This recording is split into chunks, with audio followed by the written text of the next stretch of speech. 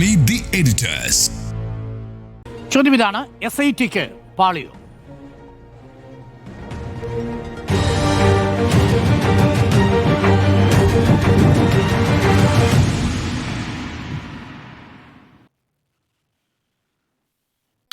ചർച്ചയിലേക്ക് കടക്കും മുമ്പ് ചില വസ്തുതകൾ പ്രേക്ഷകർ അറിയണം. എന്തുകൊണ്ട് ഇങ്ങനെയൊരു ചോദ്യം? ജാമ്യ സാധ്യത നമുക്ക് ആദ്യം ഒന്ന് പരിശോധിക്കാം. ഈ കേസിൽ സ്വാഭാവികമായ ജാമ്യം കിട്ടി പ്രതികൾ പുറത്തിറങ്ങുന്നത് എങ്ങനെയാണ്? എത്ര ദിവസം കൂടി അവർ ജയിലിൽ തുടരും? എത്ര ദിവസം കഴിഞ്ഞാൽ പുറത്തിറങ്ങും? SIT ഈ കേസിലൊരു ഭാഗിക കുറ്റപത്രം പോലും ഇതുവരെയും സമർപ്പിച്ചിട്ടില്ല. കുറ്റപത്രം സമർപ്പിക്കാതിരുന്നാൽ 90 ദിവസം കഴിഞ്ഞാൽ സ്റ്റാറ്റ്യൂട്ടറി ബെയിലിന് അർഹരാണ് പ്രതികളെല്ലാവരും. നോക്കാം. ഈ കേസിലെ പ്രധാനപ്പെട്ട പ്രതി, മുഖ്യപ്രതികളിൽ ഒരാളായ മുരാരി ബാബു, അവിടുത്തെ അഡ്മിനിസ്ട്രേറ്റീവ് ഓഫീസറായിരുന്നു. മുരാരി ബാബു 90 ദിവസം പൂർത്തിയായി ഇന്നലെ ജാമ്യം കിട്ടി പുറത്തിറങ്ങി കഴിഞ്ഞു. ഇദ്ദേഹം ഇപ്പോൾ പുറത്താണ്, ജയിലിന് പുറത്ത്. മറ്റൊരു പ്രധാനപ്പെട്ട പ്രതി, ഈ കേസിലെ chief executive officer D. Sudheesh Kumar, ജനുവരി 30 90 ദിവസം പൂർത്തിയാവും.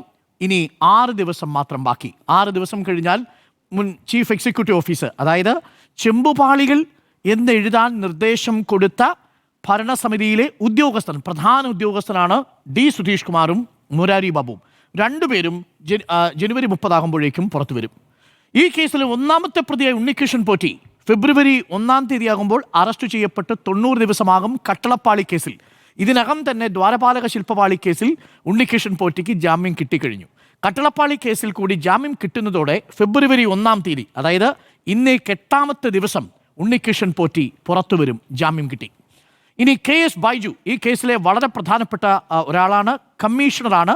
ഈ സ്വർണം കൊണ്ടുപോകുന്ന സമയത്ത് അവിടെ ഹാജരാകേണ്ടിയിരുന്നയാൾ, അയാളുടെ അസാന്നിധ്യം ഒരു ഗൂഢാലോചനയുടെ ഭാഗമായിരുന്നു എന്നുള്ളതാണ് SITയുടെ നിരീക്ഷണം. KS ബൈജുവിന് ഫെബ്രുവരി 4 90 ദിവസം പൂർത്തിയാകും.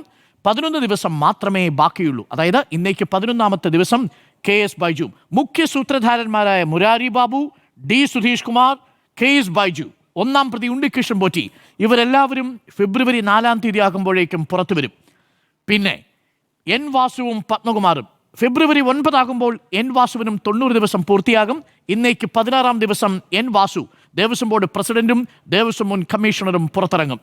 ഈ കേസിൽ ഏറ്റവും നിർണായകമായ CPMന്റെ പത്തനംതിട്ട ജില്ലാ കമ്മിറ്റി അംഗമായി തുടരുന്ന A. പത്മകുമാർ ഫെബ്രുവരി 18 90 ദിവസം പൂർത്തിയാകും.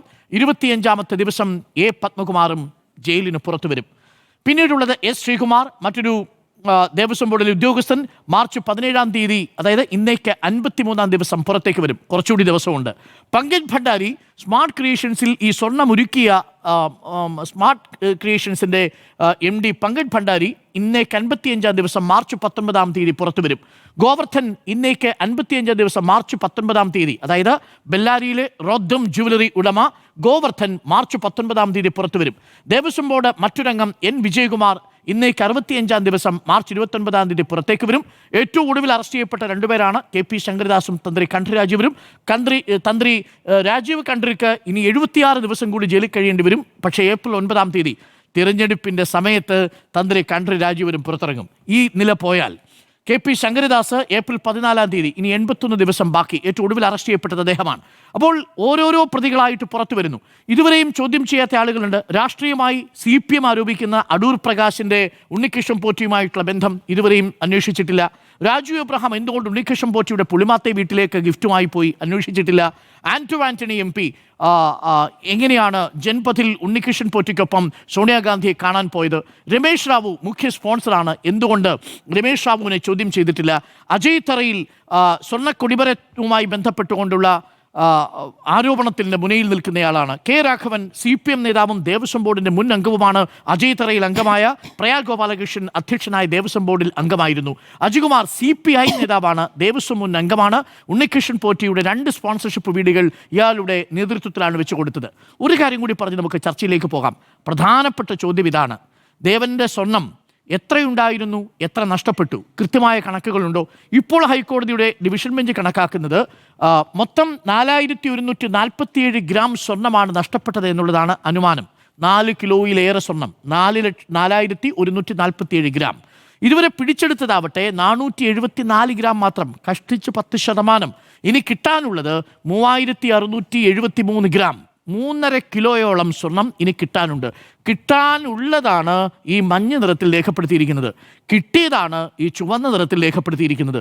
അതായത് ഇത്രയും സ്വർണം ഇനി കണ്ടെടുക്കാനുണ്ട്. ഏറ്റവും പ്രസക്തമായ കാര്യം, കണ്ടെടുത്ത ഈ ചുവന്ന ഭാഗത്ത് രേഖപ്പെടുത്തിയിരിക്കുന്ന 474 ഗ്രാം സ്വർണം ഇപ്പോൾ VSCയുടെ പരിശോധനയിലാണ്. ഇത് യഥാർത്ഥത്തിൽ സന്നിധാനത്ത് നിന്ന് കാണാതായ സ്വർണമാണോ എന്നതാണ് ഏറ്റവും പ്രധാനപ്പെട്ട പ്രശ്നം. ഈ 4147 ഗ്രാം സ്വർണം യഥാർത്ഥ സ്വർണം തന്നെ, അവിടുന്ന് നഷ്ടപ്പെട്ട സ്വർണം തന്നെയാണോ എന്ന് VSCയുടെ അന്തിമ റിപ്പോർട്ടിലേ മനസ്സിലാക്കാൻ സാധിക്കൂ. പക്ഷേ VSCക്ക് അത് കണ്ടെത്താൻ സാധിക്കുമോ എന്നുള്ളതാണ്.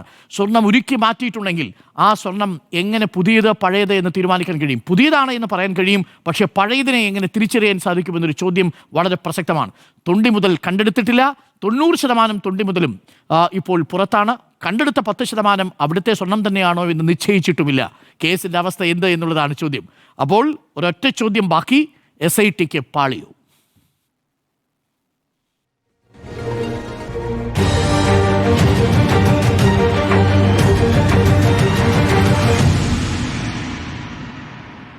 മുരാരി ബാബു പുറത്തിറങ്ങി. നമ്മളിപ്പോൾ കണക്കെല്ലാം പറഞ്ഞു, എത്ര ദിവസത്തിനുള്ളിൽ എത്ര പേര് പുറത്തിറങ്ങും. അടുത്ത തെരഞ്ഞെടുപ്പിന് മുമ്പ് ഈ പ്രതികളെല്ലാവരും കൂളായിട്ട് ഇറങ്ങി വോട്ട് ചെയ്യാൻ പോകുന്ന കാഴ്ചയായിരിക്കും കേരളം കാണാൻ പോകുന്നത്. SITക്ക് പാളിയോ? എനിക്ക് അങ്ങനെ തോന്നുന്നില്ല. SITക്ക് പാളിയിട്ടില്ല. ശരിയാണ്, SITക്ക് സമയം കുറവാണ്. ഈ കുറഞ്ഞ സമയത്തിൽ അവർക്കൊരു ചെറിയ സംവിധാനം, ആ ഓഫീസ് കെട്ടിടമൊക്കെ ഒരു ഭാർഗവി നിലയം പോലുള്ളൊരു കെട്ടിടമാണെന്നാണ് പറഞ്ഞു കേട്ടത്. ചെറിയ സംവിധാനത്തിലാണ് അവർ പ്രവർത്തിക്കുന്നത്. മാത്രമല്ല, കോടതി നിയോഗിച്ച, കോടതി ഹാൻഡ് പിക്ക് ചെയ്ത ഉദ്യോഗസ്ഥരാണ് ഈ അന്വേഷണത്തിലുള്ളത്. അതിൽ തന്നെ നമുക്കറിയാമല്ലോ, രാഷ്ട്രീയമായൊരു പ്രതികരണം വന്നിരുന്നു. വേറെയും 2 ഉദ്യോഗസ്ഥരെ കൂടുതലായി കൊടുത്ത ഘട്ടത്തിൽ അവർക്ക് CPM-മായി ബന്ധമുണ്ട് എന്നൊരു ആരോപണം പ്രതിപക്ഷത്തിൻ്റെ ഭാഗത്തുനിന്ന് വരുമ്പോൾ കോടതി അത് തള്ളിക്കളയാണ് ചെയ്തിട്ടുള്ളത്. അപ്പോൾ കോടതിക്ക് കൃത്യമായും ആ ഉദ്യോഗസ്ഥർ എങ്ങനെ പ്രവർത്തിക്കുന്നു എന്നുള്ള കാര്യത്തിൽ നല്ല വ്യക്തതയുണ്ട്. അങ്ങനെ കോടതി തന്നെ, കോടതിയുടെ മേൽനോട്ടത്തിൽ കോടതിയാണ് അന്വേഷിക്കുന്നത് എന്ന് വേണമെങ്കിൽ പറയാവുന്ന രീതിയിലുള്ള അന്വേഷണമാണ് നടക്കുന്നത്. സമയം കുറവാണ് എന്ന് പറഞ്ഞാൽ ശരിയാണ്. അങ്ങിപ്പോൾ കാണിച്ചു തന്ന ദിവസങ്ങൾ, ഓരോരുത്തർക്കും എത്ര ദിവസമുണ്ട് ഇനി ജാമ്യം കിട്ടാൻ എന്നുള്ളത് നോക്കിക്കഴിഞ്ഞാൽ ഇപ്പോൾ മുരാരി ബാബു ഇറങ്ങിയിരിക്കുന്നു. ഇനി സുധീഷ് കുമാർ കൂടി ഒരുപക്ഷെ ഇറങ്ങിയേക്കാം. പക്ഷേ പോറ്റി ഇറങ്ങുന്നതിന് മുൻപ് തന്നെ ഒരു ചാർജ് ഷീറ്റ് കൊടുക്കും. ചാർജ് ഷീറ്റ് എന്ന് പറഞ്ഞാൽ ഇപ്പോൾ സ്വർണം എവിടെ എന്നുള്ള വിവരം കിട്ടിയിട്ടില്ല, സ്വർണം എങ്ങോട്ട് പോയി എന്നുള്ളതാണ് ഏറ്റവും പ്രധാനപ്പെട്ട ചോദ്യമെന്ന് അവിടെ നിൽക്കുമ്പോഴും മോഷണം നടന്നു എന്ന് കോടതിക്ക് ബോധ്യമായിട്ടുണ്ട്. അപ്പോൾ ഫസ്റ്റ് ഫേസ് ചാർജ് ഷീറ്റ് എന്ന നിലയ്ക്ക് ഒരു റിപ്പോർട്ട് കോടതിക്ക് നൽകും. അതിനെ കുറ്റപത്രമായിട്ട് തന്നെ കോടതി കണക്കാക്കും എന്നാണ് ഞാൻ മനസ്സിലാക്കുന്നത്. അതിൽ തന്നെയുള്ള വിവരങ്ങൾ അനുസരിച്ച് മോഷണം എന്നുള്ളത് സ്ഥാപിക്കപ്പെട്ടു കഴിഞ്ഞു, അത് കോടതിക്ക് ബോധ്യമായി കഴിഞ്ഞു. ഇനി നമ്മൾ പുറത്തേക്ക് ചർച്ച ചെയ്യുന്നത് എന്താണ്? കോടതിയിൽ നിന്നും പുറത്തേക്ക് വരുന്ന കുറച്ച് വിവരങ്ങൾ, അല്ലെങ്കിൽ SITയിൽ നിന്ന് കിട്ടുന്ന സൂചനകൾ, അതിലപ്പുറമുള്ള ഒരുപാട് നിർണായകമായ വിവരങ്ങൾ ഇതിനകം കോടതിക്ക് മുന്നിൽ എത്തിയിട്ടുണ്ട് എന്നുള്ള സൂചനകളുണ്ട്. അപ്പോൾ അതിൻ്റെ അടിസ്ഥാനത്തിലാണ് കോടതിയുടെ ബോധ്യത്തിൽ നമ്മൾ ഇപ്പോൾ ഈ പറയുന്ന ജാമ്യത്തിനായി വരുന്ന ജാമ്യം നൽകുന്ന ബെഞ്ചും ഈ പറയുന്ന ദേവസ്വം ബെഞ്ചിൻ്റെയും പ്രതികരണങ്ങളെ രണ്ടായി തന്നെ കാണേണ്ടതുണ്ട്. ഇപ്പോൾ ജസ്റ്റിസ് ബദറുദ്ദീൻ്റെ ബെഞ്ച് ജാമ്യം നൽകുന്ന ഘട്ടത്തിലൊക്കെ നടത്തിയിട്ടുള്ള വിമർശനങ്ങൾ നമ്മുടെ മുന്നിലുണ്ട്. പക്ഷെ അത് ജാമ്യ ഹർജിയുമായി ബന്ധപ്പെട്ട വിഷയമായി മാത്രം കാണണം. കോടതി പൂർണ്ണമായും ഈ കേസ് പരിശോധിക്കുന്നത്, സ്വർണ്ണപ്പാളി മോഷണം പരിശോധിക്കുന്നത്, സ്വർണ്ണക്കൊള്ള മോഷണം പരിശോധിക്കുന്നത് ദേവസ്വം ബെഞ്ചാണ്. ആ ബെഞ്ചിൽ നിന്ന് വരുന്ന പ്രതികരണങ്ങളാണ് ഈ കാര്യത്തിൽ, ഈ മോഷണവുമായി ബന്ധപ്പെട്ട കാര്യത്തിൽ ഏറ്റവും നിർണായകമായിട്ടുള്ളത്. ഞാൻ മനസ്സിലാക്കുന്നത് ഇനി ഒരു 5 അറസ്റ്റ് കൂടി ഉണ്ടാകും. ഒരു 5 അറസ്റ്റിന് കൂടി സാധ്യതയുണ്ട്. ആ 5 അറസ്റ്റ് വളരെ പ്രധാനമാണ്. അതധികം വൈകാൻ സാധ്യതയില്ല. അതായത് ഈ പറഞ്ഞത് ഇപ്പോൾ ഫെബ്രുവരി ആദ്യ ആഴ്ച തന്നെ കോടതിക്ക് മുന്നിൽ SITക്ക് ഈ ആദ്യ ഫസ്റ്റ് ഫേസ് റിപ്പോർട്ട് നൽകേണ്ടതുണ്ട്. അതിനു മുമ്പ് ഒരു 5 അറസ്റ്റിന് ഉണ്ടാകാനുള്ള സാധ്യതയുണ്ട് എന്നുള്ള സൂചനകളുണ്ട്. അതിൽ ഈ പ്രശാന്തിൻ്റെ കാര്യത്തിൽ അദ്ദേഹം ഡേഞ്ചർ സോണിലാണ് എന്നുള്ള വിവരം ലഭിക്കുന്നുണ്ട്. ഇപ്പോൾ നമുക്ക് ഇന്ന് തന്നെ വന്ന വാർത്തയനുസരിച്ചാണെങ്കിൽ കടകംപള്ളിയെ ഒന്നുകൂടി വിളിപ്പിക്കാൻ സാധ്യതയുണ്ട്. കടകംപള്ളിയുമായി ബന്ധപ്പെട്ട് എന്തുകൊണ്ട് പറയുന്നു? ഈ ഫോട്ടോകൾ എല്ലാം, ചിത്രങ്ങളെല്ലാം, രാഷ്ട്രീയമായി വരുന്ന കാര്യങ്ങളെല്ലാം മാറ്റിവെക്കാം. പക്ഷെ കടകംപള്ളിയുമായി ബന്ധപ്പെട്ട് അത് പറയുന്നതിന് കാരണം അദ്ദേഹം ആ സമയത്തെ ദേവസ്വം മന്ത്രിയായിരുന്നു എന്നുള്ളതാണ്. ഇനി ദേവസ്വം മന്ത്രിയുമായി ബന്ധപ്പെട്ട് ദേവസ്വം മന്ത്രി ഈ ദേവസ്വം ബോർഡിന് എന്തെങ്കിലും രേഖാമൂലം കത്ത് നൽകുകയോ ഈ പറഞ്ഞ പോറ്റിക്ക് വേണ്ടി പോറ്റിക്ക് പാളി കൊടുത്തു വിടണമെന്ന് പറയുകയോ അങ്ങനെയൊന്നും ചെയ്തതായുള്ള കടലാസുകളൊന്നും തന്നെ, രേഖകളൊന്നും തന്നെ SITക്ക് മുന്നിലില്ല. അതാണ്, രേഖാമൂലമുള്ള തെളിവുകളില്ല. പക്ഷേ ഈ പറഞ്ഞ നമ്മൾക്ക് മുമ്പ് പുറത്തു വന്നൊരു ചിത്രമുണ്ടല്ലോ, ബാംഗ്ലൂരിൽ ഇവർ തമ്മിലുള്ള കൂടിക്കാഴ്ച. ആ കൂടിക്കാഴ്ചയുമായി ബന്ധപ്പെട്ട് ചില സൂചനകൾ SITക്ക് കിട്ടിയിട്ടുണ്ട്. കടകംപള്ളിയും പോറ്റിയും തമ്മിൽ ചില ബിസിനസ് ബന്ധങ്ങളുണ്ട്. ആ ബിസിനസ് ബന്ധങ്ങൾ ഈ പാളിയുമായി ചേർത്ത് വെക്കാവുന്നതാണോ എന്നുള്ളതാണ് പ്രധാനം. ഇനി പറയുന്ന അവിശുദ്ധ ബന്ധത്തിൻ്റെ കാര്യത്തിൽ അടൂർ പ്രകാശുമായി ബന്ധപ്പെട്ടും ചില ബിസിനസ് ബന്ധങ്ങളുണ്ട് പോറ്റിക്ക് എന്നുള്ള വിവരങ്ങളുണ്ട്. പക്ഷേ അത് ഈ മോഷണവുമായി ചേർത്ത് വെക്കാവുമോ എന്ന് കരുതാൻ പറ്റില്ല. അതിനുള്ള വിവരങ്ങളുമില്ല. പക്ഷേ ഈ കടകംപള്ളിയെ ഒന്നുകൂടി വിളിപ്പിച്ചേക്കുമെന്നുള്ള സൂചനകൾ നമ്മുടെ മുന്നിൽ നിൽക്കുന്നു. അപ്പോൾ പ്രശാന്തുമായി ബന്ധപ്പെട്ടുള്ള വിവരം ഇപ്പോൾ മരാമത്ത് വിഭാഗത്തെ അറിയിച്ചിട്ടില്ല എന്നുള്ളതാണ് ഏറ്റവും പ്രധാനപ്പെട്ട തെളിവായി കോടതി കാണുന്നത്. അപ്പോൾ അത് അറിയിച്ചിട്ടില്ല എന്നുള്ളത് സ്പെഷ്യൽ കമ്മീഷണർ അത് അറിയിച്ചിരുന്നെങ്കിൽ സ്പെഷ്യൽ കമ്മീഷണർ അന്ന് തന്നെ അത് തടഞ്ഞേനെ. അപ്പോൾ സ്പെഷ്യൽ കമ്മീഷണറാണല്ലോ ഇതിൽ ഏറ്റവും നിർണായകമായ തീരുമാനമെടുത്തുള്ളത്, ശ്രീ ജയശങ്കർ. അദ്ദേഹം എല്ലാ കാര്യങ്ങളും കൃത്യമായി നിരീക്ഷിച്ചുകൊണ്ടാണ് കാര്യങ്ങൾ നടത്തുന്നത്. ഇപ്പോഴുണ്ടായിരുന്ന മണ്ഡല സീസണിൽ കൂടി എല്ലാ കാര്യങ്ങളും മാധ്യമങ്ങൾ എവിടെ വരെ മാധ്യമങ്ങൾക്ക് പ്രവേശനമാകാം, മാധ്യമങ്ങൾക്ക് എവിടെ ക്യാമറ വെക്കാം എന്നടക്കമുള്ള കാര്യങ്ങൾ അദ്ദേഹം നിരീക്ഷിക്കുകയാണ്. അപ്പോൾ എല്ലാ കാര്യങ്ങളും അദ്ദേഹത്തിന് മുന്നിൽ കൂടിയാണ്. അദ്ദേഹത്തിൻ്റെ ഓഫീസിൽ സന്നിധാനത്തെ എല്ലാ കാര്യങ്ങൾ കാണാനുള്ള CCTV അടക്കം വെച്ചുകൊണ്ട് കൃത്യമായ പരിശോധനകൾ നടത്തിക്കൊണ്ടാണ് അദ്ദേഹം മുന്നോട്ട് പോകുന്നത്. അപ്പോൾ കോടതിക്ക് അത്രയും വിശ്വാസമുള്ള ഒരു ഉദ്യോഗസ്ഥനായി അദ്ദേഹം മാറുന്നു. കാരണം ഈ സ്വർണ്ണക്കൊള്ള അതിലേക്ക് തെളിച്ചം വന്നത് തന്നെ അദ്ദേഹത്തിൻ്റെ റിപ്പോർട്ടോട് കൂടിയാണ്. അപ്പോൾ ആ രൂപത്തിലാണ് ഇനി ഈ പറയുന്ന ഇപ്പോൾ അറസ്റ്റിലായ ആളുകൾക്കൊക്കെ ഇപ്പോൾ ഏറ്റവും പ്രായമുള്ള ഇപ്പോൾ ശങ്കർദാസ് അടക്കമുള്ള കാര്യങ്ങൾ, ശങ്കർദാസിന് ആശുപത്രിയിൽ കഴിയേണ്ട അനാരോഗ്യമില്ല എന്നുള്ളതാണ് കോടതിയുടെ ബോധ്യം. നമ്മൾ കണ്ട ചിത്രങ്ങൾ പോലുള്ള അത്രയും അനാരോഗ്യമില്ല. പക്ഷെ അദ്ദേഹത്തിന് ഓർമ്മക്കുറവുണ്ടത്രേ. അപ്പോൾ ഓർമ്മക്കുറവുള്ള ആൾ എന്തൊക്കെ കാര്യങ്ങൾ പറയുമെന്നുള്ളതാണ്. പക്ഷെ കോടതിയെ സംബന്ധിച്ച് ഒരു കാര്യം എന്താണെന്ന് വെച്ചാൽ ശങ്കർദാസിന് ശബരിമലയിലെ എല്ലാ ചിട്ടവട്ടങ്ങളും അറിയാം. അപ്പോൾ പത്മകുമാറിന് തെറ്റിദ്ധരിപ്പിച്ചുകൊണ്ട് ശങ്കർദാസിനെ കൊണ്ട് ഒരു കാര്യം ചെയ്യിക്കാൻ പറ്റില്ല. അപ്പോൾ അദ്ദേഹം ആ ഉത്തരവാദിത്വം എന്തുകൊണ്ട് നിറവേറ്റിയില്ല? ഇപ്പോൾ അറസ്റ്റിലായ ആളുകൾക്കൊക്കെ അതിനൊക്കെ മുകളിൽ ഒരു ഹൈ പവർ സെൻറ്റർ ഉണ്ടോ? ആ ഹൈ പവർ സെൻറ്റർ എന്ന് ഇപ്പോൾ തന്നെ അറസ്റ്റിലായിരിക്കുന്ന തന്ത്രിയാണോ? അതിലേക്കൊക്കെയാണ് എത്തേണ്ടത്. അതിനും മുകളിൽ ആരെങ്കിലും ഉണ്ടോ? അപ്പോൾ ആരോ നിയന്ത്രിക്കുന്നുണ്ട്. ഈ പറയുന്ന നമ്മൾ പ്രശാന്തുമായി ബന്ധപ്പെട്ടൊക്കെ ഇതുവരെയുള്ള അദ്ദേഹത്തിൻ്റെ രാഷ്ട്രീയ ജീവിതത്തിൽ അദ്ദേഹം സംശുദ്ധ രാഷ്ട്രീയ പ്രവർത്തനം നടത്തിയിട്ടുള്ള വ്യക്തിയാണെന്നാണ് നമ്മുടെ ബോധ്യം.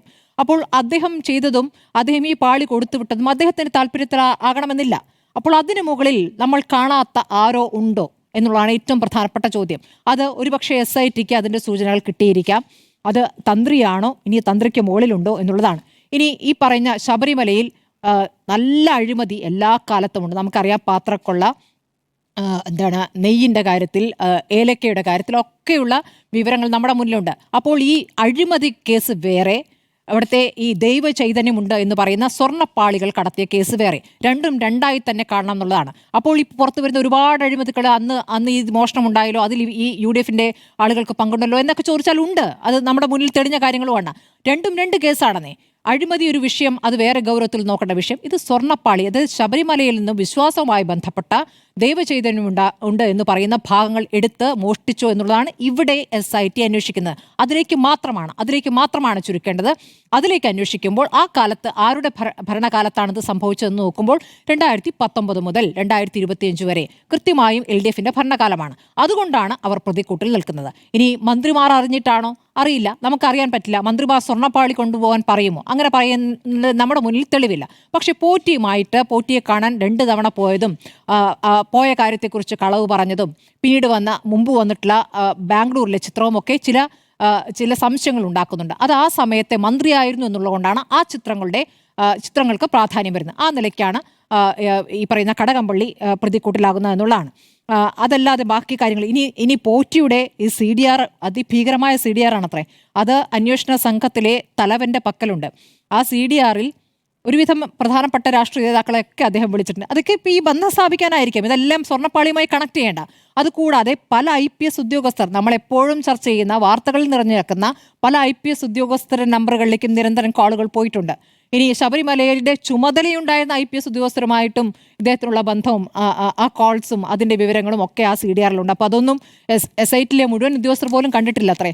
അപ്പോൾ ആ വിവരങ്ങളടക്കം കോടതിയിലേക്ക് എത്തും. കോടതിയുടെ മുന്നിൽ നമ്മൾ കാണാത്ത ഒരുപാട് വിവരങ്ങളുണ്ട് കേട്ടോ. നമ്മൾ ചർച്ച ചെയ്യാത്ത, നമ്മളിവിടെ കിടന്ന് പുറത്തേക്ക് വരുന്ന കുറച്ച് വിവരങ്ങൾ വെച്ച് നമ്മളിങ്ങനെ ഭയങ്കരമായി ചർച്ച ചെയ്തുകൊണ്ടിരിക്കുമ്പോൾ അതിലപ്പുറമുള്ള വിവരങ്ങൾ കോടതിയുടെ മുന്നിലുണ്ടെന്നേ. അപ്പോൾ കോടതി SITയെ ഒരു തരത്തിൽ നമ്മൾ പലപ്പോഴും ശ്രദ്ധിക്കേണ്ടത്, ദേവസ്വം ബെഞ്ച് പരിഗണിക്കുന്ന ഘട്ടത്തിലൊക്കെ SITയിൽ പൂർണ്ണ വിശ്വാസം, അന്വേഷണം നന്നായി പുരോഗമിക്കുന്നെന്ന് കോടതി പറഞ്ഞു കാണാം. ബാക്കി പുറത്തെ രാഷ്ട്രീയ പ്രതികരണങ്ങളൊക്കെ ശരി തന്നെയാണ്. ഈ ശങ്കർദാസുമായി ബന്ധപ്പെട്ടൊക്കെ ഉണ്ടായിരുന്ന സമ്മർദ്ദം ഒരു യാഥാർത്ഥ്യമാണ്. ഒരു പോലീസ് ഉദ്യോഗസ്ഥൻ്റെ IPS ഉദ്യോഗസ്ഥൻ്റെ പിതാവാണ്. അതുകൊണ്ട് തന്നെ അതിനുള്ള സമ്മർദ്ദം ഉണ്ടായിട്ടുണ്ടെന്നുള്ള യാഥാർത്ഥ്യമാണ് നിൽക്കുന്നത്. പക്ഷേ ആ സമ്മർദ്ദത്തിനൊടുവിലും കാര്യങ്ങളിലേക്ക് കടന്നല്ലോ. ആ കടന്നു എന്നുള്ളതാണ് ഏറ്റവും പ്രധാനം. അപ്പോൾ ഫെബ്രുവരി ആദ്യവാരം എന്നുള്ള ഏറ്റവും നിർണായകമായ സമയമാണ്. അപ്പോൾ ആരാണ് ഈ സ്വർണ്ണക്കൊള്ളയിലെ ഡയറക്റ്റ് ബെനിഫിഷ്യറീസ് എന്നുള്ളതാണ്. ഈ 600 ഗ്രാം സ്വർണം കണ്ടെത്തിയിട്ടുണ്ടല്ലോ, ആ സ്വർണം റിക്കവറി അല്ല കേട്ടോ, ഹാജരാക്കിയ സ്വർണം മാത്രമാണ്. ഇത് റിക്കവറി അല്ല, ഹാജരാക്കിയ സ്വർണം മാത്രമാണ്. അപ്പോൾ ഈ സ്വർണ്ണപ്പാളികൾ പുറത്തേക്ക് പോയതാണ് എന്ന് കോടതിക്ക് ബോധ്യപ്പെട്ടാൽ അന്വേഷണം CBIക്ക് വിടുന്ന ഒരു വലിയ നിർണായക തീരുമാനവും നമുക്ക് പ്രതീക്ഷിക്കാം. ഇനി ഇ ഡി ആരിലേക്കൊക്കെ പോകും എന്നുള്ളതാണ്. ED ഇപ്പോൾ കടകംപള്ളിയുമായി ബന്ധപ്പെട്ടു എന്നുള്ള വിവരങ്ങളൊക്കെ കിട്ടുന്നുണ്ട്. അത് എത്രത്തോളം സ്ഥിരീകരിക്കാനാവുമെന്ന് അറിയില്ല. കടകംപള്ളി ഒരുപക്ഷെ വിളിപ്പിച്ചേക്കാം. അപ്പോൾ ED കുറച്ച് പലരിലേക്കുമായിട്ട് ഇതിനിടയ്ക്ക് കടന്നു പോകാൻ സാധ്യതയുണ്ട്. അത് വേറൊരു വഴിക്ക് നിൽക്കുന്നു. പക്ഷേ ഈ സ്വർണ്ണപ്പാളിയുമായി ബന്ധപ്പെട്ട് CBI അന്വേഷണത്തിലേക്ക് പോകാനുള്ള സാധ്യത വളരെയേറെയാണ്. അത് ഈ SIT മോശമായതുകൊണ്ടല്ല, പാളി പുറത്തേക്ക് പോയിട്ടുണ്ടെങ്കിൽ അന്വേഷണം CBI ഏൽപ്പിക്കുന്നതായിരിക്കും നല്ലത് എന്നുള്ളതുകൊണ്ട് ദേവസ്വം ബെഞ്ചിൽ നിന്നും അങ്ങനെ ഒരു തീരുമാനം ഫെബ്രുവരി ആദ്യവാരത്തിൽ ഉണ്ടാകാൻ സാധ്യത. SITക്ക് പാളിയോ എന്നുള്ളതാണ് ചോദ്യം. SITക്ക് പാളിയോ ജിമ്മി? SIT വളരെ പ്രതീക്ഷയോടെ വന്ന ഒരു സംവിധാനം, കോടതിയുടെ മേൽനോട്ടം അത് അതിലും പ്രതീക്ഷ നൽകി. പക്ഷേ പ്രതികൾ ഓരോരുത്തരായി പുറത്തിറങ്ങുന്ന ഒരു സാഹചര്യത്തിൽ നിൽക്കുമ്പോൾ SITയെ സംശയിക്കുന്നവരെ കുറ്റം പറയാൻ പറ്റില്ല. 13 പ്രതികൾ അറസ്റ്റിലായി, ജയിലിലായി. മുരാരി ബാബു പുറത്തിറങ്ങുന്നു. ഇന്നേക്ക് 25-ാം ദിവസം പത്മകുമാർ ഇറങ്ങും. ഇന്നേക്ക് 8-ാം ദിവസം ഫെബ്രുവരി 1-ന് പോറ്റി ഇറങ്ങും. നോക്കൂ, വരിവരിയായി ജയിലിലേക്ക് കയറിയവർ വരിവരിയായി ജയിലിന് പുറത്തേക്ക് ഇറങ്ങാൻ പോകുന്ന ഒരു പ്രത്യേക സാഹചര്യത്തിലാണ് നമ്മൾ നിൽക്കുന്നത്.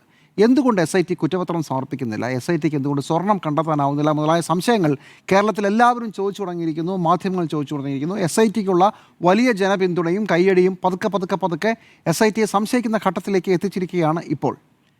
എന്തുകൊണ്ടായിരിക്കും കുറ്റപത്രം കൊടുക്കാൻ വൈകുക?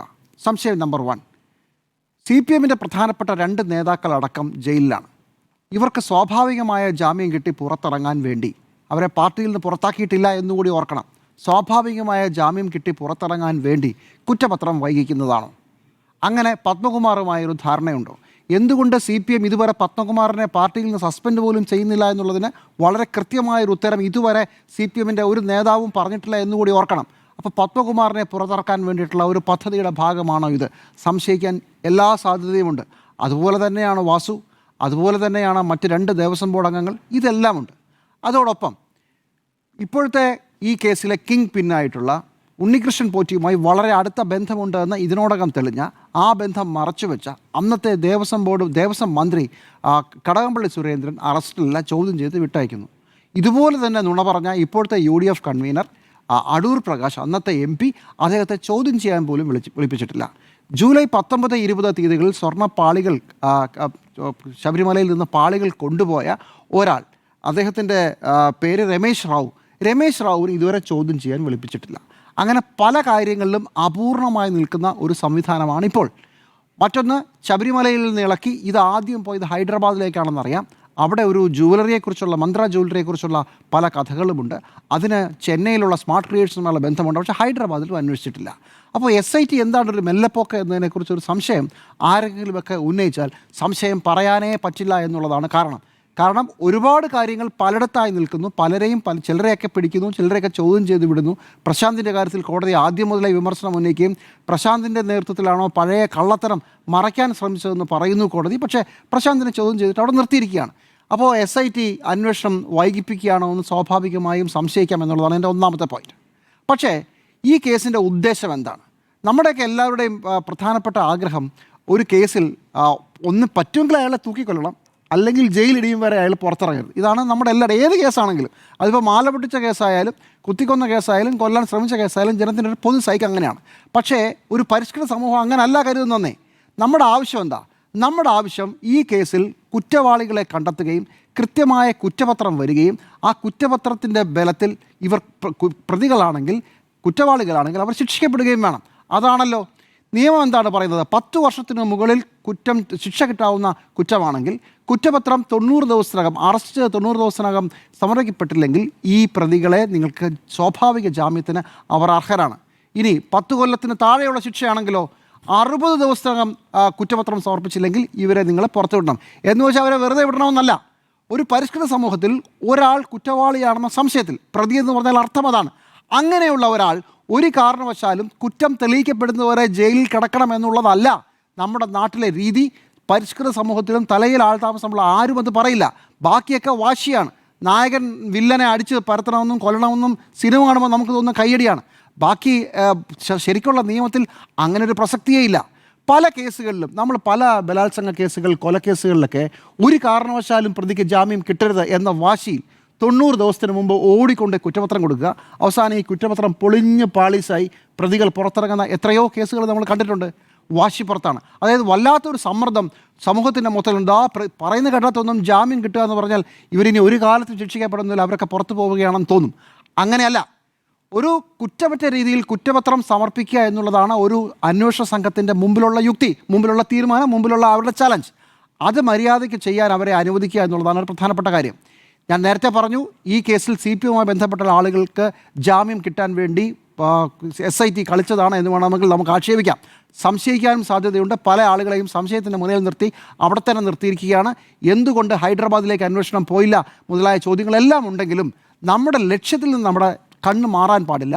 ഇത് കുറ്റമറ്റ രീതിയിലുള്ളൊരു കുറ്റപത്രം സമർപ്പിക്കുന്നത് വരെ പ്രതികൾ വേണമെങ്കിൽ ജയിലിന് പുറത്തോട്ട് പൊക്കോട്ടെ, അവരെ വെറുതെ വിടുകയല്ല. അവരിൽ തെളിവുകൾ മുഴുവൻ ശേഖരിച്ച് അന്വേഷണ സംഘം കുറ്റമറ്റ രീതിയിലുള്ളൊരു കേസ് ബിൽഡ് ചെയ്യുകയാണ്. അപ്പോൾ ആ കേസ് ബിൽഡ് ചെയ്ത് തീരട്ടെ. അതുവരെ ക്ഷമിക്കാനുള്ള ഒരു ക്ഷമ നമുക്ക് കാണണം. SITക്ക് പുറത്ത് അനാവശ്യമായി സമ്മർദ്ദം ചെലുത്തിയത് കൊണ്ട് ചിലപ്പോൾ ഇനിയിപ്പോൾ അവരെ രക്ഷിക്കാനാണെന്ന് തന്നെ വിചാരിക്കുക. നിങ്ങളെല്ലാം പറഞ്ഞതല്ലേ, ഇന്നാ കുറ്റപത്രം എന്ന് പറഞ്ഞ് കുറ്റപത്രം കൊടുക്കുന്നു, വളരെ പെട്ടെന്ന് ട്രയലിലേക്ക് പോകുന്നു, പുല്ല് പോലെ ഈ പ്രതികളെല്ലാം ഇറങ്ങിപ്പോയാലോ? അപ്പോൾ എന്തായിരിക്കും ന്യായം? അങ്ങനെ സംഭവങ്ങളുണ്ട്. എത്രയോ കേസുകളുണ്ട് നമ്മുടെ നാട്ടിൽ. അപ്പോൾ SITയുടെ പുറത്ത് SIT നിങ്ങൾക്ക് സംശയിക്കാം, SITക്ക് വേറെ എന്തെങ്കിലും ബന്ധമുണ്ടെന്ന് നിങ്ങൾക്ക് കരുതാം. പക്ഷേ പ്രതികൾക്ക് ജാമ്യം കിട്ടുന്നു എന്നുള്ളത് ഒരു വലിയ അപരാധമായി കാണാനേ പാടില്ല. അത് ശബരിമല സ്വർണ്ണക്കൊള്ള കേസിലായാലും ഏത് കേസിലായാലും കുറ്റപത്രം കൃത്യമായി വരട്ടെ, ഒരു പഴുതുമില്ലാതെ മുഴുവൻ കാര്യങ്ങളും കണ്ടുപിടിക്കട്ടെ, മുഴുവൻ കുറ്റവാളികളും ആദ്യം അറസ്റ്റ് ചെയ്യപ്പെടട്ടെ, അവരുടെ മൊഴികളെടുക്കപ്പെടട്ടെ, അതിനുശേഷം കുറ്റപത്രം വന്ന കേസ് ട്രയലിലേക്ക് പോകട്ടെ, വളരെ വേഗം വിധി വരട്ടെ. അതിലായിരിക്കണം നമ്മുടെ ശ്രദ്ധ.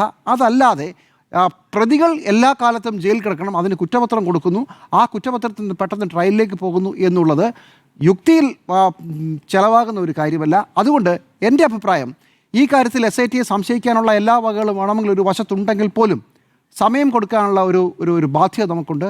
ശ്രദ്ധിക്കണം, കോടതിയുടെ മേൽനോട്ടത്തിലാണ് അന്വേഷണം നടക്കുന്നത്.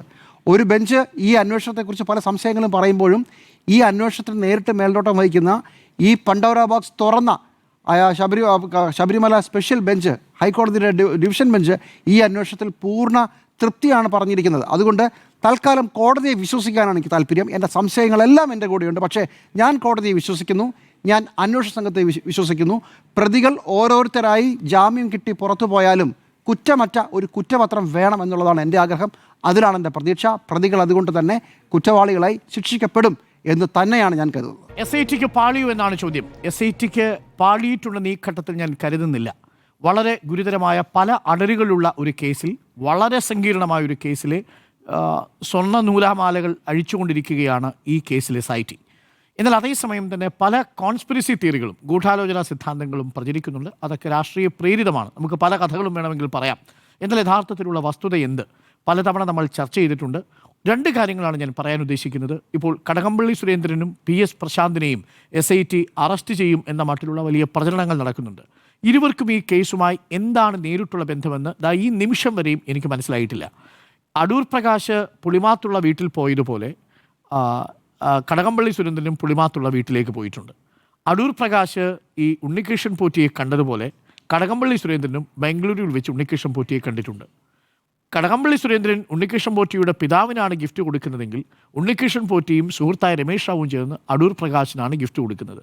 ശരി, ഇത്രയും അവിടെ നിൽക്കട്ടെ. പക്ഷേ ഭരണത്തിലുള്ള ദേവസ്വം മന്ത്രി അവിഹിതമായ ചില കാര്യങ്ങൾ ഉണ്ണികൃഷ്ണൻ പോറ്റിക്ക് സ്വർണ്ണക്കൊള്ള ചെയ്തു കൊടുക്കുന്നതിന് ഒത്താശയായിട്ട് എന്തെങ്കിലും കൊടുത്തിട്ടുണ്ടോ എന്നുള്ളതാണല്ലോ ചോദ്യം. നിലവിൽ ദേവസ്വം വകുപ്പ് മന്ത്രിക്ക് ദേവസ്വം ബോർഡിൽ ഏതെങ്കിലും തരത്തിൽ നയത്തിൻ്റെ കാര്യത്തിലോ നിയമനത്തിൻ്റെ കാര്യത്തിലോ അച്ചടക്കത്തിൻ്റെ കാര്യത്തിലോ നിയന്ത്രണത്തിൻ്റെ കാര്യത്തിലോ ഇടപെടാൻ കഴിയില്ല. അതാണ് 1980 Thiruvithamkoor Kochi Travancore Cochin Hindu religious institution act പറയുന്നത്. അതാണ് ഞാൻ ഇന്നലെ വിശദീകരിച്ചത്. അപ്പോൾ അതുപ്രകാരം രേഖാമൂലം ഒരു നിർദ്ദേശം കൊടുക്കാൻ കഴിയില്ല. അപ്പോൾ രേഖാമൂലം ഒരു നിർദ്ദേശം കൊടുത്തിട്ടില്ല. ഇനി രേഖാമൂലമല്ലാതെ ഇൻഫോർമലായി എന്തെങ്കിലും നിർദ്ദേശങ്ങൾ കൊടുത്തിട്ടുണ്ടോ? ഈ നിമിഷം വരെയും അങ്ങനെ ഒരു തെളിവും നമ്മുടെ മുന്നിലില്ല. SITക്ക് കിട്ടിയിട്ടുണ്ടോ എന്നുള്ളതിന് നമുക്കറിവുമില്ല. അപ്പോൾ അതുകൊണ്ട് തന്നെ രേഖാമൂലം കടകംപള്ളി സുരേന്ദ്രനെ അതിലേക്ക് കൊണ്ടുവരാൻ എന്തെങ്കിലും ഉണ്ടോ? ഇനി പ്രതിപക്ഷ നേതാവ് പറഞ്ഞതനുസരിച്ചാണെങ്കിൽ ഒരു കോടീശ്വരന് വിറ്റു എന്നുള്ള വിവരം കടകംപള്ളി സുരേന്ദ്രൻ അറിയാം എന്നാണ് പ്രതിപക്ഷ നേതാവ് പറഞ്ഞത്. ഞാൻ ആ കാര്യത്തിലൂടെ ഒരു വ്യക്തത വരുത്തി പോകാം. VD സതീശൻ ഇന്ന് പറഞ്ഞത് ദ്വാരപാലക ശില്പം ഏത് കോടീശ്വരനാണ് വിറ്റത് എന്ന് കടകംപള്ളി സുരേന്ദ്രൻ പറയണം. കാരണം അദ്ദേഹം അന്ന് ദേവസ്വം വകുപ്പ് മന്ത്രിയാണ്. അറിയാവുന്നവരോട് ചോദിച്ചാലല്ലേ പറയാൻ പറ്റുകയുള്ളൂ. ഞാൻ നേരത്തെ പറഞ്ഞ ആക്ട് പ്രകാരം, ഹിന്ദു റിലീജിയസ് ഇൻസ്റ്റിറ്റ്യൂഷൻ ആക്ട് പ്രകാരം ദേവസ്വം ബോർഡ് എടുക്കുന്ന നയപരമായ തീരുമാനങ്ങളെ സ്വാധീനിക്കാനോ അതുമായി ബന്ധപ്പെട്ടുള്ള കാര്യങ്ങൾ റിപ്പോർട്ട് ചെയ്യപ്പെടാനോ ഉള്ള ബോഡിയല്ല ദേവസ്വം വകുപ്പ് മന്ത്രി. അപ്പോൾ നമുക്ക് ചോദിക്കും, എല്ലാ വകുപ്പും പോലെയല്ലേ? അല്ല. കവനന്റ് പ്രകാരം 1949 കവനന്റ് പ്രകാരം രാജാവ് നേരിട്ട് അധികാരം കൊടുത്തിരിക്കുകയാണ് തിരുവിതാംകൂർ ദേവസ്വം ബോർഡിന്. ആ തിരുവിതാംകൂർ ദേവസ്വം ബോർഡിൻ്റെ നിയമനത്തിലടക്കം ഓർമ്മിക്കണം, അവിടെ ഹിന്ദു മന്ത്രിമാരും ഹിന്ദു MLA മാരും ചേർന്നാണ് അവരെ തിരഞ്ഞെടുക്കുന്നത് എന്ന് ഒഴിച്ചു നിർത്തിയാൽ നേരിട്ട് സാങ്കേതികമായി ഒരു മന്ത്രിയോട് റിപ്പോർട്ട് ചെയ്യേണ്ട ബോഡിയല്ല Devaswom board. That is point number 1. അപ്പോൾ എങ്ങനെയാണ് ശബരിമലയിൽ നടന്നൊരു കാര്യം അതറിയേണ്ടത് ആരാണ്? അതറിയേണ്ടത് കമ്മീഷണറും സ്പെഷ്യൽ കമ്മീഷണറും തിരുവിതാംകൂറിലെ ദേവസ്വം ബോർഡിലെ അംഗങ്ങളും ഉദ്യോഗസ്ഥരും ഒക്കെയാണ് ആ കാര്യം അറിയേണ്ടത്. മന്ത്രി അറിയേണ്ടതായ ഒരു കാര്യവുമില്ല. ഇനി മന്ത്രി അറിഞ്ഞാൽ തന്നെ മന്ത്രിക്ക് അത് തടയണമെങ്കിൽ സാങ്കേതികമായി അതിന് കഴിയുകയുമില്ല. കാര്യം അത് ദേവസ്വം ബോർഡ് എടുക്കുന്ന നയപരമായ ഒരു കാര്യമാണ്. ഇന്നത് കൊണ്ടുപോകണ്ടെന്നോ ഇന്നത് കൊണ്ടുപോകണമെന്നോ പറയാനുള്ള സാങ്കേതികമായ അധികാരം ദേവസ്വം ബോർഡ് മന്ത്രിക്കില്ല. അതാണ് ദേവസ്വം ബോർഡിൻ്റെ സ്റ്റാറ്റ്യൂട്ടറി അധികാരം എന്ന് പറയുന്നത്. അപ്പോൾ VD സതീശൻ ഇന്ന് പറഞ്ഞതനുസരിച്ച് നോക്കിയാൽ അത് ദേവസ്വം മന്ത്രി ആയതുകൊണ്ട് ഉത്തരം പറയണം എന്ന് പറയുന്നതിന് സാങ്കേതികമായി ആ വാദം നിലനിൽക്കില്ല. ഇതാണ് ഒരു പോയിന്റ്. രണ്ടാമത്തെ കാര്യം, ഇനി യഥാർത്ഥത്തിൽ മലക്കം അറിഞ്ഞിരുന്നോ VD സതീശൻ എന്നുള്ളതാണ് കടകംപള്ളി സുരേന്ദ്രനുമായി ബന്ധപ്പെട്ട വിഷയത്തിൽ. അന്ന് പറഞ്ഞത് കൂടി ഞാനൊന്ന് വായിക്കാം. അന്ന് ഒക്ടോബർ 8-ാം തീയതി 2 സ്ഥലത്ത് ഈ കടകംപള്ളി സുരേന്ദ്രനെ കുറിച്ച് പറയുന്നുണ്ട്. അതിലൊരു ഭാഗം, ഞങ്ങൾക്ക് പറയാനുള്ളത് അന്നത്തെ മന്ത്രി കടകംപള്ളി സുരേന്ദ്രൻ അറിയാം ഏത് കോടീശ്വരനാണ് ശബരിമലയിലെ ദ്വാരപാലക ശില്പം വിറ്റിരിക്കുന്നത് എന്ന്. അങ്ങനെ തന്നെയാണ്, ഇത് വെർബാറ്റമാണ്, to quote VD Satheesan. Kadakampally സുരേന്ദ്രനും CPM-ഉം ഏത് കോടീശ്വരൻ്റെ കയ്യിലാണ് ഈ ദ്വാരപാലക ശില്പം കോടിക്കണക്കിന് രൂപയ്ക്ക് വിറ്റിരിക്കുന്നത് എന്ന് പറയാൻ തയ്യാറാകണം എന്നാണ്. ഇതിലാണ് കടകംപള്ളി സുരേന്ദ്രൻ എവിടെ പോകുന്നത്? കേസിന് പോകുന്നത്. തീർന്നില്ല. അന്ന് VD സതീശൻ പറയുന്നുണ്ട് കടകംപള്ളി ഇതിൻ്റെ ഇടനിലക്കാരനായി ഈ ഉണ്ണികൃഷ്ണൻ പോറ്റിയെ വെച്ചുകൊണ്ട് ദ്വാരപാലക ശില്പം വിൽക്കാൻ കൂട്ടുനിന്നു.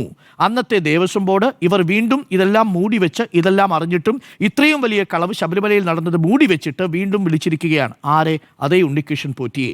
ഇതാണ് പറഞ്ഞിരിക്കുന്നത്. ഇതുമായി ബന്ധപ്പെട്ട് ഒരു അഫിഡവിറ്റ് കോടതിയിൽ കൊടുത്തിട്ടുണ്ട് എന്നാണ് VD സതീശൻ പറഞ്ഞത്. പക്ഷേ എൻ്റെ അറിവിൽ കൊടുത്തിരിക്കുന്നത് അഫിഡവിറ്റല്ല, കൊടുത്തിരിക്കുന്നത് ഞാൻ മനസ്സിലാക്കുന്നതനുസരിച്ച് സതീശൻ അവിടെ കൊടുത്തിരിക്കുന്നത് ഒരു ഒബ്ജക്ഷൻ മാത്രമാണ്, അഫിഡവിറ്റ് അല്ല. ഒബ്ജക്ഷൻ മാത്രമേ കൊടുത്തിട്ടുള്ളൂ, അഫിഡവിറ്റ് കൊടുത്തിട്ടില്ല. എൻ്റെ ആ ഒബ്ജക്ഷൻ്റെ കോപ്പിയുണ്ട്. അഫിഡവിറ്റിൻ്റെ കോപ്പി ഇതുവരെയും ഞാൻ കണ്ടിട്ടില്ല. അതുണ്ടെങ്കിൽ അത് പുറത്തു വന്നാൽ അത് നമുക്കതിൽ വിശ്വസിക്കാം. ഇതാണ് ആ കാര്യത്തിൽ പറയാനുള്ളത്.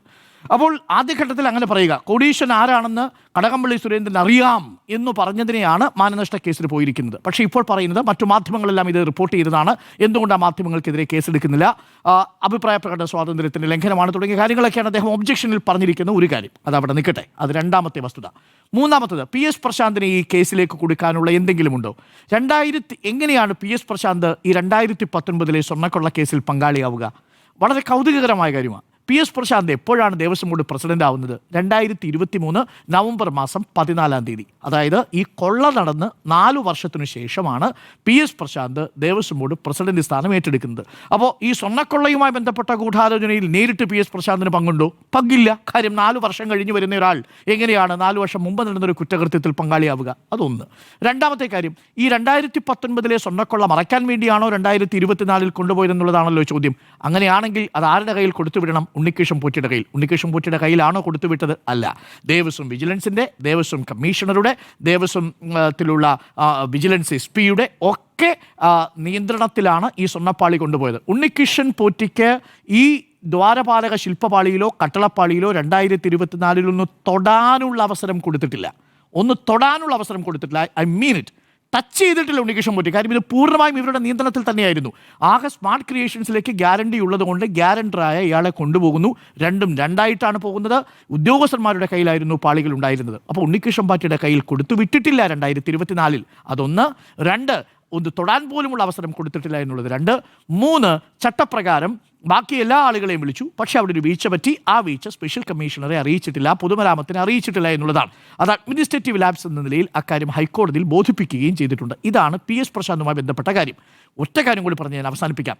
ഇനി 2024 സ്വർണം എന്തെങ്കിലും കുറഞ്ഞിട്ടുണ്ടോ? ഇല്ല. വളരെ വ്യക്തമായി നമ്മുടെ മുന്നിൽ ആ കണക്കുകൾ അവതരിപ്പിച്ചതാണ്. ഇതാണ് ഞാൻ ഈ പറയുന്നത്, കോൺസ്പിറസി തിയറിയും തെറ്റിദ്ധാരണയും ഇതിൻ്റെ പുറത്തുണ്ടാവുന്നു എന്നുള്ളത്. സോണിയാഗാന്ധിയുടെ കയ്യിൽ 2019 മോഷ്ടിച്ച സ്വർണ്ണമാണോ കൊടുത്തത്? ഞാൻ വിശ്വസിക്കുന്നില്ല.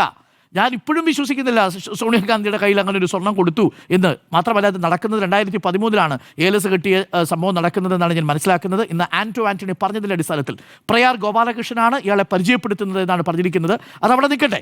പക്ഷേ ഇവിടെ PS പ്രശാന്തിൻ്റെ 2024 ഈ ഗോൾഡ് പ്ലേറ്റിങ്ങിന് വേണ്ടി കൊണ്ടുപോകുമ്പോൾ ഈ ദ്വാരപാലക ശില്പപാളിയിൽ ഉണ്ടായിരുന്ന സ്വർണത്തിൻ്റെ കണക്കുണ്ട്. 281.200 ഗ്രാം സ്വർണ്ണമാണ് ഈ ദ്വാരപാലക ശില്പപാളിയിൽ 2024 ഗോൾഡ് പ്ലേറ്റിംഗ് ചെയ്യാൻ പോകുമ്പോൾ കൊണ്ടുപോകുന്നത്. ഓൺ റെക്കോർഡ് 281 ഗ്രാം സ്വർണം ഈ ഗോൾഡ് ഉണ്ടായിരുന്നു. തിരിച്ചു കൊണ്ടുവരുമ്പോഴാവട്ടെ അതിൽ എത്രയുണ്ട്? 290.698 ഗ്രാം എന്ന് പറഞ്ഞാൽ 9.488 ഗ്രാം വർധനമാണ് ഉണ്ടായത്. ഇതെങ്ങനെ വർധനമുണ്ടായി? തേയ്മാനങ്ങൾ കൊണ്ട് സംഭവിച്ചു പോയതുകൊണ്ട് കൂടുതൽ ഗോൾഡ് പ്ലേറ്റിംഗിലേക്ക് ഉപയോഗിച്ചു എന്നുള്ളതാണ്. ഇത് ഗ്യാരണ്ടർ ആയതുകൊണ്ടും തങ്ങളുടെ കയ്യിൽ സ്വർണ്ണമുള്ളത് കൊണ്ടും പൂശി എന്നാണ് സ്മാർട്ട് ക്രിയേഷൻസ് പറഞ്ഞിരിക്കുന്നത്. അപ്പോൾ 9 ഗ്രാം സ്വർണം അധികമാണ് 2024 കൊണ്ടുപോയ സ്വർണ്ണപ്പാളിയിൽ തിരിച്ചു കൊണ്ടുവരുമ്പോൾ ഉണ്ടായിരുന്നത്. ഇതാണ് വസ്തുത. അതിൻ്റെ അടിസ്ഥാനത്തിൽ നിങ്ങൾക്ക് എങ്ങനെയാണ് PS പ്രശാന്തിനെ ഇപ്പോൾ നേരിട്ട് ഈ കേസുമായിട്ട് കണക്ട് ചെയ്യാൻ കഴിയുമെന്ന് മനസ്സിലാവുന്നില്ല. പക്ഷേ ഇതിനും അപ്പുറമുള്ള തെളിവുകൾ സമാഹരിക്കാൻ സാധിച്ചാൽ തീർച്ചയായിട്ടും SIT ആ അന്വേഷണത്തിലേക്ക് കടക്കും. അപ്പോൾ അതുകൊണ്ട് SITക്ക് പാളിയോ എന്ന ചോദ്യത്തിന് കടകംപള്ളി സുരേന്ദ്രനെ അറസ്റ്റ് ചെയ്യാത്തതുകൊണ്ട്, PS പ്രശാന്തിനെ അറസ്റ്റ് ചെയ്യാത്തതുകൊണ്ട് SITക്ക് പാളി എന്ന നിഗമനത്തിലേക്ക് എത്താൻ കഴിയില്ല. രാഷ്ട്രീയ ആരോപണങ്ങളാവാം, അത് ആരോപണങ്ങൾ അങ്ങോട്ടും ഇങ്ങോട്ടും ആരോപണങ്ങൾ വരുന്നു, അതാണ് നമ്മൾ ഈ കാണുന്നതെല്ലാം. പക്ഷേ യഥാർത്ഥത്തിൽ ആ തൊണ്ടി മുതൽ എവിടെ എന്നുള്ളതാണ് പ്രധാനപ്പെട്ട ചോദ്യം.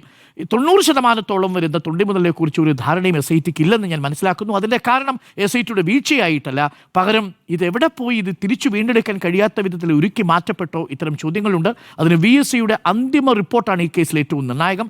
അത് വരാതെ SITക്ക് കുറ്റപത്രം കൊടുക്കാൻ പറ്റില്ല. എന്തു പറഞ്ഞ് കുറ്റപത്രം കൊടുക്കും? ഈ 2019 കൊണ്ടുപോയ പാളികൾ അതേ പാളികളാണോ അല്ലയോ എന്നുള്ളതിന് ഒരു പ്രാഥമിക റിപ്പോർട്ട് മാത്രമേ കൊടുത്തിട്ടുള്ളൂ. സംശയിക്കുക മാത്രമാണ് ചെയ്യുന്നത്. സിഫണിങ് നടന്നിട്ടുണ്ട്, അത് മാറ്റിയിട്ടുണ്ട് എന്നുള്ളൊരു ചെറിയ സംശയം മാത്രമേ ഉള്ളൂ. ആ സംശയത്തിൻ്റെ അടിസ്ഥാനത്തിൽ കുറ്റപത്രം കൊടുത്തു കഴിഞ്ഞാൽ ആ കുറ്റപത്രം നിൽക്കില്ല. അതുകൊണ്ട് VSCയുടെ റിപ്പോർട്ടിന് വേണ്ടി കാക്കുകയാണ് SIT. അത് പുറത്തു വരട്ടെ. അത് പുറത്തു വരുമ്പോൾ അതിൽ മാനങ്ങൾ ഉണ്ടാവും എന്ന് തന്നെയാണ് എൻ്റെ വിശ്വാസം. ഞാൻ SITയിൽ പൂർണ്ണ വിശ്വാസമുണ്ട് എനിക്ക്. അതുകൊണ്ട് തന്നെയാണ് തന്ത്രിയെ അറസ്റ്റ് ചെയ്യുന്ന സമയത്താണെങ്കിലും ശരി, പത്മകുമാറിനെ അറസ്റ്റ് ചെയ്യുന്ന ഘട്ടത്തിലാണെങ്കിലും ശരി, SITക്ക് കിട്ടിയ ലീഡുകളുടെ അടിസ്ഥാനത്തിലാണ്. പക്ഷേ യഥാർത്ഥത്തിലുള്ള ചോദ്യം നേരത്തെ നമ്മളെല്ലാവരും ചോദിച്ചതുപോലെ ആ തൊണ്ടി മുതൽ എവിടെ എന്നുള്ളതാണ്. ആ തൊണ്ടി മുതൽ റിക്കവർ ചെയ്യാൻ പറ്റുമോ എന്നുള്ളതാണ്. അത് വരും ദിവസങ്ങളിലേ നമുക്കറിയാൻ സാധിക്കൂ. നിശ്ചിത ദിവസത്തിനുള്ളിലൊന്നും ചിലപ്പോൾ ഈ കേസ് കണ്ടെത്താൻ സാധിച്ചു എന്ന് വരില്ല. തെരഞ്ഞെടുപ്പ് കഴിഞ്ഞും SIT അന്വേഷണം തുടരും. ഇത് ഹൈക്കോടതിയുടെ മേൽനോട്ടത്തിലുള്ള കേസ് ആയതുകൊണ്ട് 2019 നമ്മൾ കേട്ട നയതന്ത്ര സ്വർണ്ണക്കൊള്ള പോലെ ഇതാവില്ല എന്നുള്ളതാണ് എൻ്റെ വിശ്വാസം. ആവിയായി പോകാതെ SIT ഇത് കണ്ടെത്തുമെന്ന വിശ്വാസത്തിലാണ് ഞാൻ ഈ ചർച്ച അവസാനിപ്പിക്കുന്നത്. SITക്ക് പാളിയോ എന്ന ചോദ്യത്തിന് 3 പേർക്കും SITക്ക് പാളി എന്നൊരു അഭിപ്രായം ഇല്ല.